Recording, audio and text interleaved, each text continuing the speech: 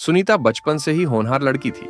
वह एक dress designer बनना चाहती थी, लेकिन उसके माता पिता लोगों को देखकर उसे भी डॉक्टर बनाना चाहते थे। इसलिए एक दिन सुनीता के माता पिता ने उसे डॉक्टर की तैयारी कराने हेतु बाहर घर से दूर कोचिंग हॉस्टल भेज दिया, जहां उस पर उसकी रुचि के खिलाफ पढ़ाई का अनावश्यक बोझ बनने लगा और वह बहुत ज्यादा मानसिक तनाव में चली गई और उसने हार कर आत्महत्या कर ली और अपने माता पिता के नाम एक इमोशनल सुसाइड नोट लिखकर छोड़ गई, जिसमें लिखा था, मैं सभी माता पिता से कहना चाहती हूं कि अगर वो चाहते हैं कि कोई बच्चा आगे मेरी तरह न मरे तो अपने बच्चों पर अपने अधूरे सपने मत थोपिए।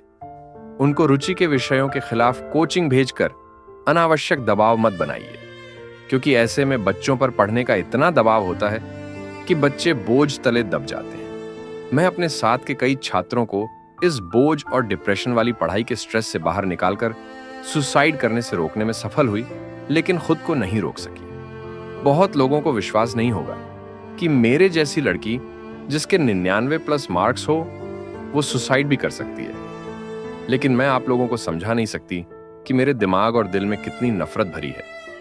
मैं अपनी माँ से भी कहना चाहती हूँ कि आपने मेरे बचपन और बच्चा होने का फायदा उठाया और मुझे मैथ पसंद करने के लिए मजबूर करती रही। मैं भी मैथ पढ़ती रही ताकि आपको खुश रख सकूं। मैं क्वांटम फिजिक्स और एस्ट्रोफिजिक्स जैसे विषयों को पसंद करने लगी और उसमें ही MSc करना चाहती थी। लेकिन मैं आपको बता दूं कि मुझे आज भी हिंदी साहित्य और भूगोल बहुत अच्छा लगता है, क्योंकि ये मुझे मेरे अंधकार के वक्त में मुझे बाहर निकालते हैं। मान इस तरह की चालाकी और मजबूर करने वाली हरकत 12वीं क्लास में पढ़ने वाली छोटी बहन से मत करना।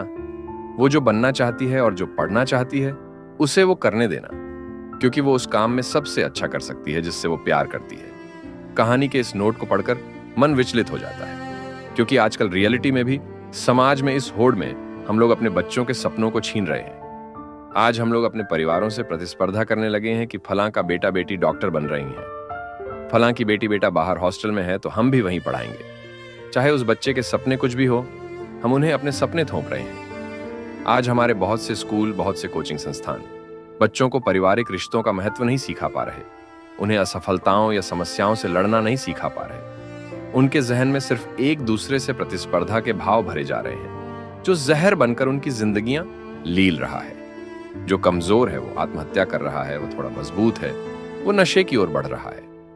जब हमारे बच्चे असफलताओं से टूट जाते हैं तो उन्हें यह पता ही नहीं है कि इससे कैसे निपटा जाए। उनका कोमल हृदय इस नाकामी से टूट जाता है। इसी वजह से आत्महत्या बढ़ रही है।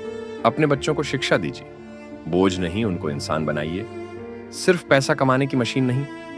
जय हिंद।